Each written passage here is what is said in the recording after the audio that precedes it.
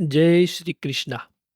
શ્રીમદ ભાગવત મહાપુરાણ સપ્તમ સ્કંદ અધ્યાય 11 મનુષ્યોના સાધારણ ધર્મો, વર્ણોના વિષય ધર્મો તથા સ્ત્રીઓના મુખ્ય ધર્મો. શ્રી સુખદેવજી બોલ્યા, જેનું મન શ્રી ભગવાનમાં જ હતું અને તેથી જ અત્યંત મોટા પુરુષમાં જે અગ્રેસર હતો, તે દૈત્યપતિ પ્રહલાદનું સજ્જનોની સભાઓમાં સત્કાર પામેલું ચરિત્ર સાંભળી યુધિષ્ઠિર રાજા પ્રસન્ન થયા. પછી કરી તેમણે નારદજીને પૂછ્યું. યુધિષ્ઠિરે પૂછ્યું, હે ભગવાન, હવે વર્ણો તથા આશ્રમના આચાર સાથે મનુષ્યોના સાધારણ ધર્મ સાંભળવા ઈચ્છું છું, અને જેને આચરી મનુષ્ય જ્ઞાન તથા ભક્તિ પામે છે. તે બ્રહ્મન, આપ સાક્ષાત પ્રજાપતિ બ્રહ્માના પુત્ર છે અને તપ, યોગ તથા સમાધિ વડે તેમના સર્વ પુત્રમાં માનીય છો. આપ જેવા નારાયણ પરાયણ, દયાળુ, શાંત અને ઉત્તમ બ્રાહ્મણો જેવા પરમ ગુણધર્મ જાણે છે, તેવા બીજાઓ જાણતા નથી. નારદજી બોલ્યા, લોકોના ધર્મનું કારણ ભગવાન નારાયણને નમસ્કાર કરી તેમના જ મુખે સાંભળેલો સનાતન ધર્મ હું કહું છું. તે ભગવાન નારાયણ દક્ષની પુત્રી મૂર્તિ વિશે પોતાના અંશથી ધર્મ પ્રજાપતિ દ્વારા અવતરી લોકોને કલ્યાણ માટે બદરિકાશ્રમમાં તપ કરે છે. હે રાજન, સર્વ વેદમય ભગવાન શ્રી હરિ જ ધર્મનું મૂળ છે, તેમજ વેદ જાણનારાઓએ રચેલી સ્મૃતિઓ તથા જેનાથી પોતાનું મન પ્રસન્ન થાય તે પણ વર્ણ ધર્મનું મૂળ છે.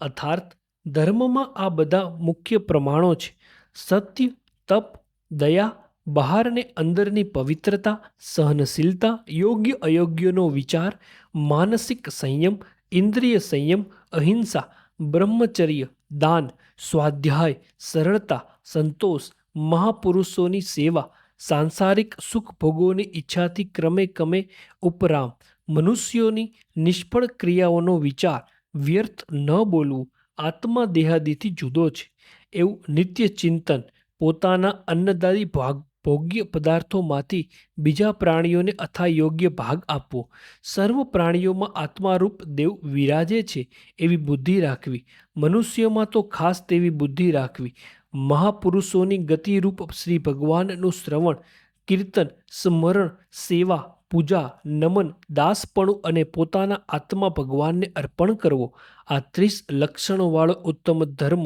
સર્વ મનુષ્ય માટે સામાન્ય કહ્યો છે. જે ધર્મ વડે હે પાંડુપુત્ર રાજા, સર્વાત્મા ભગવાન પ્રસન્ન થાય છે, જે વંશમાં મંત્રયુક્ત ગર્ભાધાન આદિ સંસ્કારો અવિચ્છિન્નીય પરંપરાથી કરાય છે, તે દ્વિજ, બ્રાહ્મણ, ક્ષત્રિય ને વૈશ્ય કહેવાય છે. એ દ્વિજને જ બ્રહ્માએ એવા સંસ્કાર માટે યોગ્ય કહ્યો છે. આ દ્વિજ મનુષ્યના જન્મ તથા કર્મથી જો શુદ્ધ હોય તો તેઓને યજ્ઞ, વેદાધ્યન, દાન તથા બ્રહ્મચર્યાદિ આશ્રમોમાં કરેલી ક્રિયાઓ કરવા શાસ્ત્રોએ કહ્યું છે. તેમાં બ્રાહ્મણોના ભણવું, ભણાવવું, યજ્ઞ કરવો, કરાવવો અને દાન લેવું તથા આપવું, આ 6 કર્મો કહ્યા છે. આ 6 કર્મો ભણાવવું, યજ્ઞ કરાવવો તથા દાન લેવું એ 3 કર્મો બ્રાહ્મણને આજીવિકા માટે કહ્યા છે, અને ક્ષત્રિયના દાન લેવા સિવાયના કર્મો કહ્યા છે. કેમ કે આપત્તિના સમયમાં ક્ષત્રિયને પણ ભણાવવાની તથા યજ્ઞ કરાવવાની છૂટ આપી છે. જે ક્ષત્રિય પ્રજાનું પાલન કરનાર રાજા હોય તેની બ્રાહ્મણ સિવાય બીજાઓ પાસેથી કર, દંડ તથા જકાત લઈ આજીવિકા કહી છે. વૈશ્ય ખેતી અને વેપાર વગેરેથી આજીવિકા કરવી, તેમજ બ્રાહ્મણોના અનુયાયી થઈને રહેવું. શૂદ્રે બ્રાહ્મણ, ક્ષત્રિય તથા વૈશ્યરૂપી પોતાને સ્વામી દીર્ઘ વર્ણની સેવા કરીને આજીવિકા કરવી. ખેતી વગેરે અનેક જાતની આજીવિકા, માગ્યા વિના મળતું ધાન્ય વગેરે દરરોજ માગી લાવવું, તે ડાંગરના ખેતરમાં વગેરેમાં પડી રહેલા દાણાઓ વીણી લાવવા તથા બજારના અનાજમાં વેપારીઓની દુકાન આગળ પડી રહેલા દાણા વીણી લાવવા, આ 4 પ્રકારની બ્રાહ્મણોની આજીવિકા છે. તેમાં ઉત્તરોત્તર ઉત્તમ ગણાય છે. નીચ વર્ણના મનુષ્ય આપત્તિકાળ વિના ઉત્તમ આજીવિકા કરવી નહીં, પણ આપત્તિકાળમાં તો ક્ષત્રિય વિના સર્વ વર્ણો સર્વ આજીવિકાઓ કરી શકે છે. ક્ષત્રિય આપત્તિકાળમાં દાન લેવા સિવાયની સર્વ આજીવિકાઓ કરી શકે છે. મનુષ્ય ઋત કે અમૃતથી આજીવિકા કરવી અથવા મૃત કે પ્રમૃતથી આજીવિકા કરવી અથવા સત્ય કે અસત્યથી આજીવિકા કરવી, પરંતુ કૂતરાની વૃત્તિથી કદી પણ આજીવિકા કરવી નહીં. તેમાં ખેતર કે દુકાનની આસપાસ પડી રહેલા દાણા વીણી લાવી આજીવિકા કરવી તે ઋત કહેવાય છે. માગ્યા વિના કંઈ મળી આવેલાથી આજીવિકા કરવી તે અમૃત કહેવાય છે. નિત્ય માગી લાવીને આજીવિકા કરવી તે મૃત કહેવાય છે. અને ખેતીવાડી કરી આજીવિકા કરવી તે પ્રમૃત કહેવાય છે. એ સિવાય જેમાં સાચું જૂઠું કરવું પડે તે વ્યાપાર સત્યાસત્ય કહેવાય છે અને નીચની સેવા કે કૂતરાની વૃત્તિ કહેવાય છે. આ નિંદ્ય વૃત્તિ બ્રાહ્મણે તથા રાજાએ નિત્ય તજવી, કારણ કે બ્રાહ્મણ અને રાજા સામાન્ય નથી. બ્રાહ્મણ સર્વ વેદમય છે અને ક્ષત્રિયો સર્વ દેવમય છે. મનનો નિગ્રહ, ઇન્દ્રિય નિગ્રહ, તપ, બહાર તથા અંદરની પવિત્રતા, સંતોષ, ક્ષમા, સરળતા, જ્ઞાન, દયા, ભગવત પરાયણતા અને સત્ય એ બ્રાહ્મણના લક્ષણો છે. યુદ્ધમાં ઉત્સાહ, પ્રભાવ, ધૈર્ય, તેજ, દાન, માનસિક જય, ક્ષમા, બ્રાહ્મણ પ્રત્યે ભક્તિ, પ્રસન્નતા અને સર્વની રક્ષા એ ક્ષત્રિયના લક્ષણો છે. દેવ, ગુરુ તથા શ્રી ભગવાનની ભક્તિ, ધર્મ, અર્થ અને કામ આ ત્રણ પુરુષાર્થોનું પોષણ, આસ્તિકતા, ઉદ્યમ અને નિત્ય કાર્યકુશળતા એ વૈશ્યના લક્ષણો છે. સજ્જનોને નમવું, બહાર તથા અંદરની પવિત્રતા, સ્વામીની નિષ્કપટપણે સેવા, વૈદિક મંત્રોચ્ચાર વિના જ 5 મહાયજ્ઞ કરવા, ચોરી ન કરવી, સત્ય બોલવું અને ગાયો તથા બ્રાહ્મણોની રક્ષા એ શૂદ્રના લક્ષણો છે. પતિ જ જેઓનો દેવ છે એવી પતિવ્રતા સ્ત્રીઓના આ 4 લક્ષણ અને ધર્મ છે.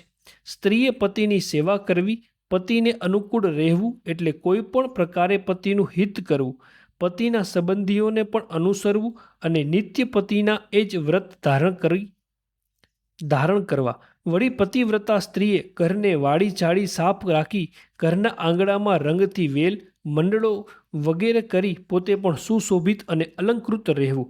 નિત્ય ઘરમાં રાજ રચીલા સાફ રાખવા અને નાની મોટી કામનાઓ, વિનય, ઇન્દ્રિય નિગ્રહ, તેમજ સમયે સમયે સાચા પ્રિય વાક્યોથી પતિની સેવા કરવી.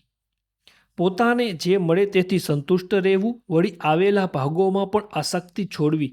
આળસ રહિત રહેવું, ધર્મ જાણવો, પ્રિય તથા સત્ય વાણી બોલવી, પ્રમોદ છોડવો, પવિત્ર રહેવું, સ્નેહાળ થવું અને પતિત ન હોય તેવા પતિની સેવા કરવી.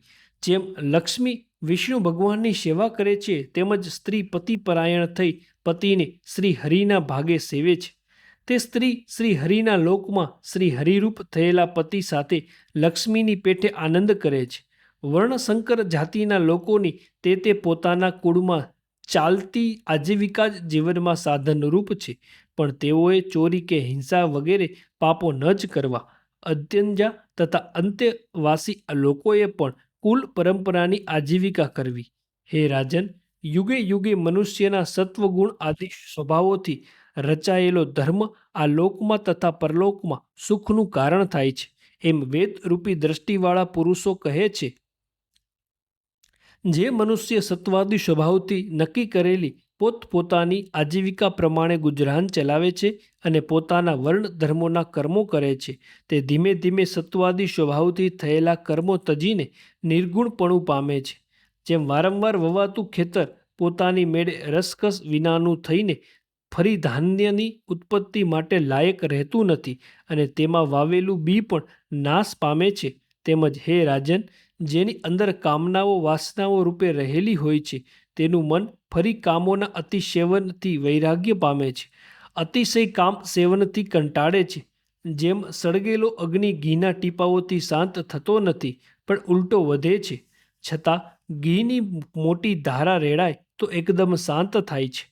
બ્રાહ્મણ વગેરે વિભાગ પૂર્વોક્ત સમ દમાદિ લક્ષણોથી જ મુખ્ય છે, માત્ર જાતિથી નહીં.